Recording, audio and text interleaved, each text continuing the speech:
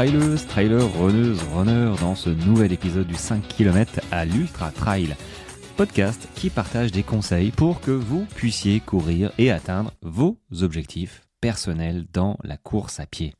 Et bonjour, bienvenue tout le monde dans ce nouvel épisode du 5 km à l'Ultra Trail, l'épisode du vendredi.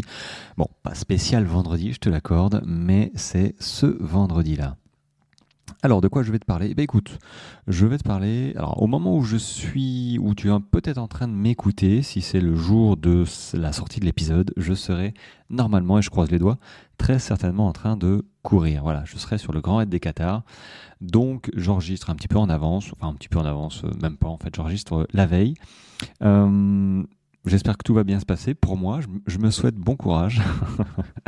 Je me souhaite bon courage évidemment. 161 km, 7000 de dénivelé. Départ de Carcassonne, on va au Château d'Arc dans le sud, on fait une boucle et on revient.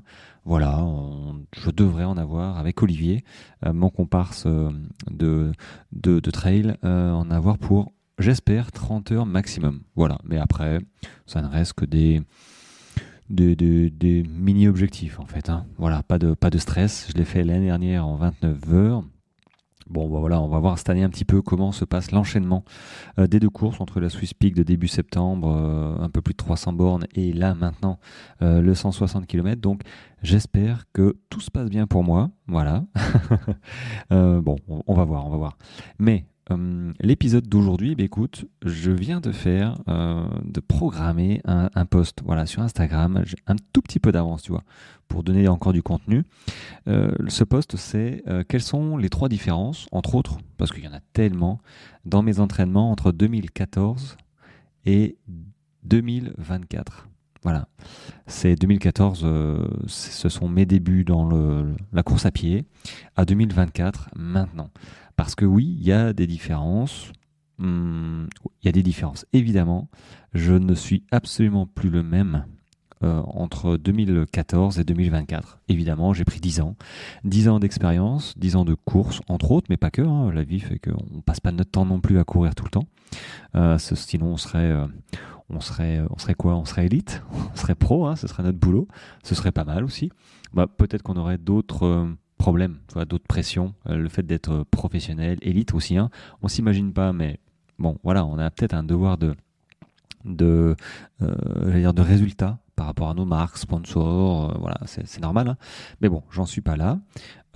Donc, j'ai quand même essayé de trouver que 3 différences dans mes entraînements, sachant que j'aurais pu en trouver beaucoup plus, forcément.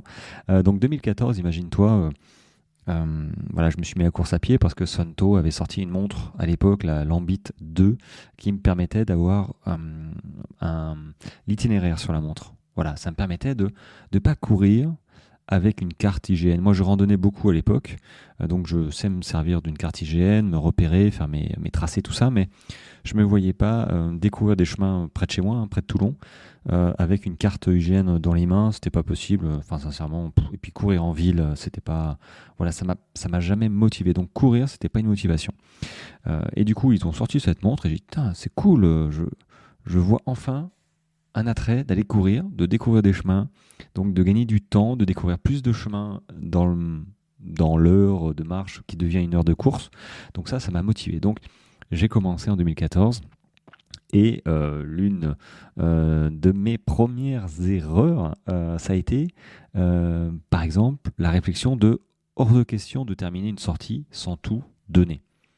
Si je ne terminais pas une sortie sans tout donner, sans être transpirant, sans voilà, être tout rouge, ouais, façon de parler, mais voilà, j'ai le cardio qui monte quand même assez facilement, qui redescend facilement, mais qui montait assez facilement. Voilà, c'était pas une bonne sortie, limite. Bon, voilà. Par contre, voilà, 2024, donc 10 ans plus tard, alors oui, mes courses ont changé, forcément. Mais globalement, même ceux que j'entraîne, hein, que je coach, hein, je fais profiter de mes expériences, de ce que j'ai acquis. En fait, je choisis maintenant mes sorties intensives en arrivant le plus frais possible. C'est-à-dire que si tu sors toujours trop vite, à fond, tout le temps, finalement, tu es toujours dans des séances intensives. Et le jour où tu as programmé une séance plus intensive que les autres, en te disant, bon là, je vais vraiment tout donner, en fait, tu vas arriver cramé sur ta course. déjà sur ton entraînement. Et potentiellement, tu vas pas réussir à faire ce que tu veux sur cette sortie intensive et tu risques aussi de te blesser.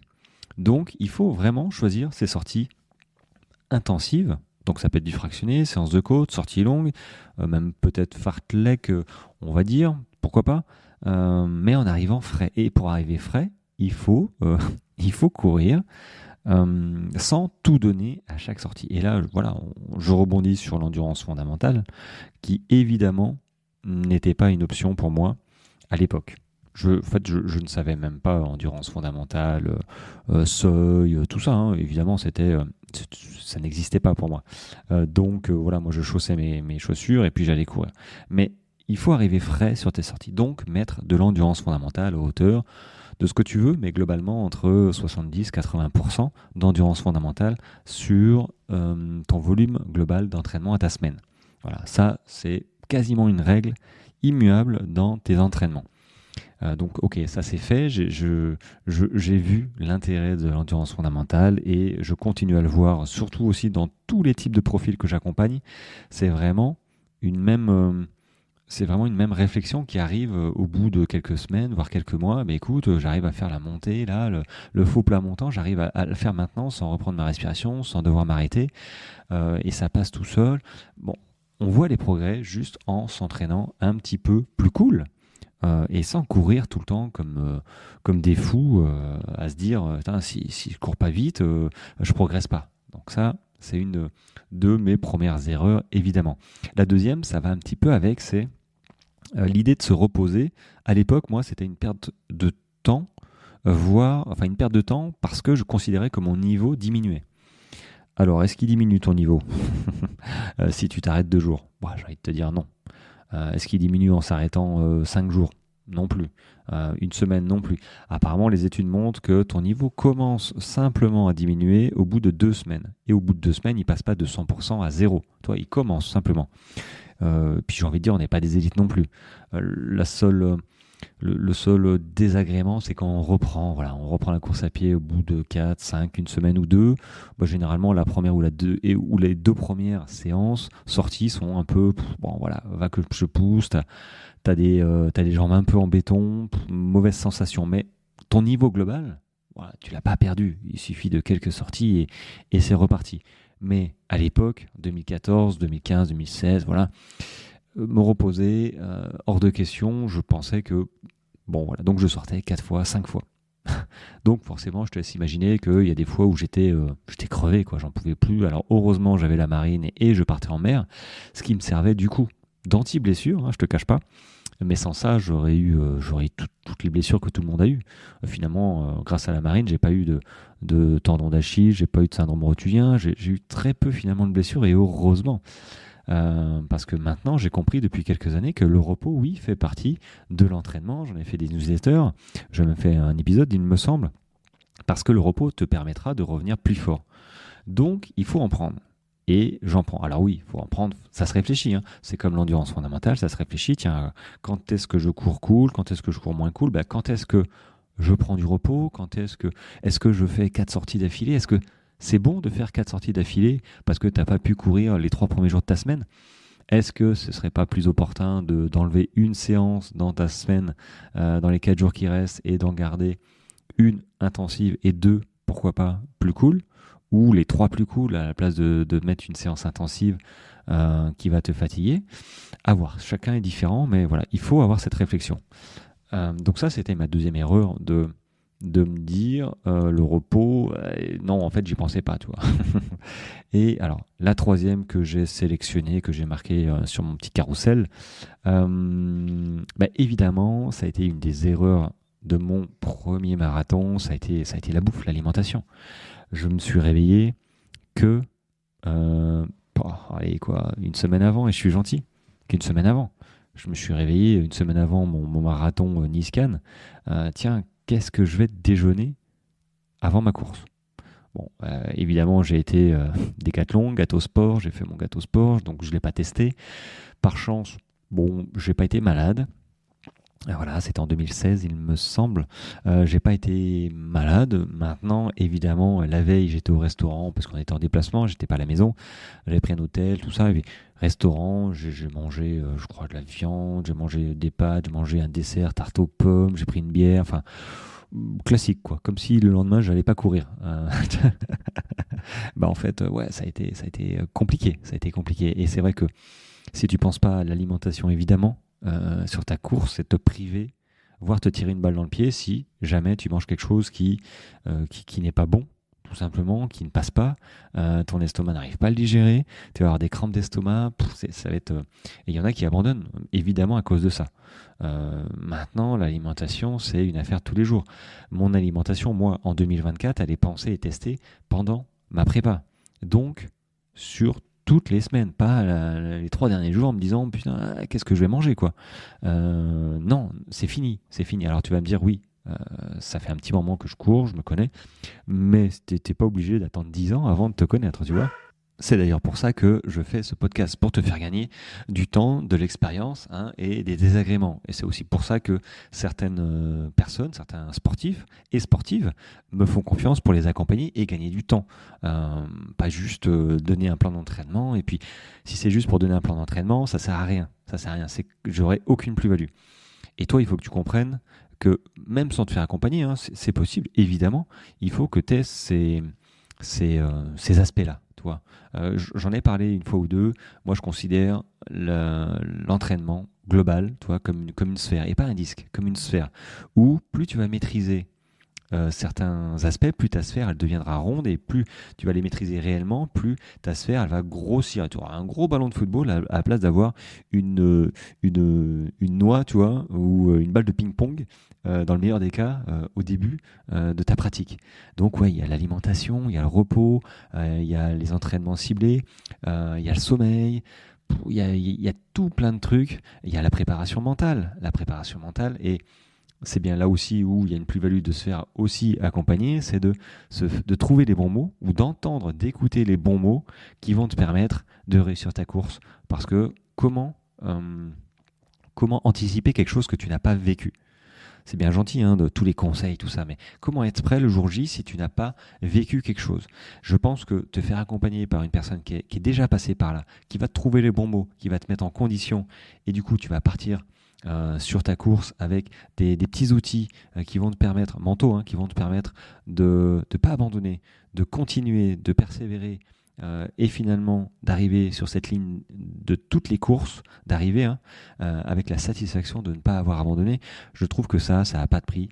Et voilà, sincèrement, ça fait partie de l'expérience. Et si toi, tu peux éviter, avec je vais y arriver, avec tous les conseils que je te donne, notamment les trois là, entre l'EF, entre, j'allais dire la fatigue, non, je n'ai pas dit la fatigue, hein, le repos et l'alimentation, si déjà avec ça, tu prends en compte les quelques remarques, ben, c'est déjà quelque chose que tu feras mieux que moi à l'époque.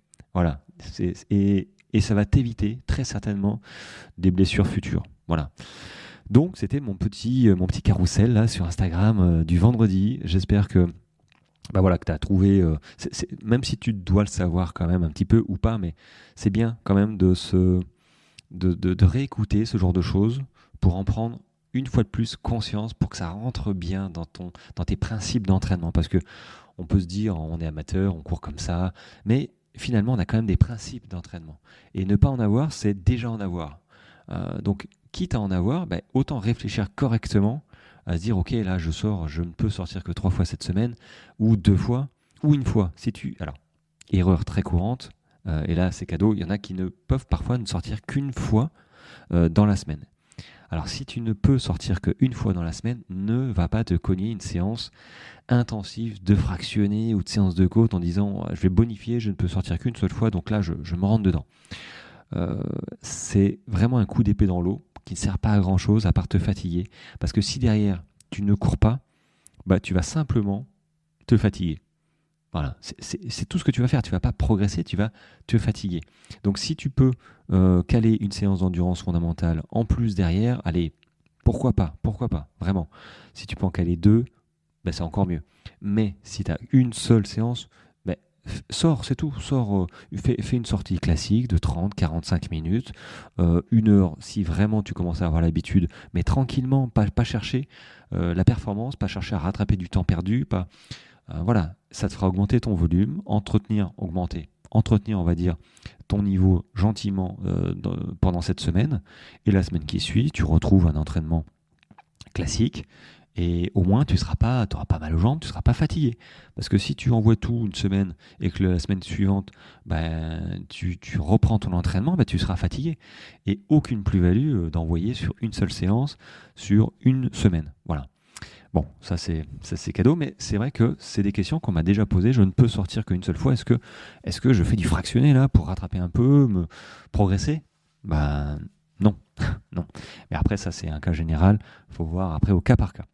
Voilà, un petit épisode de 15 minutes. J'espère qu'il t'a plu. Là, actuellement, j'espère que je suis toujours en course. J'espère arriver avec Olivier vendredi, donc le jour où sort cet épisode, vers 23h30, voire minuit samedi. On verra. Peut-être, sûrement, avec la pluie.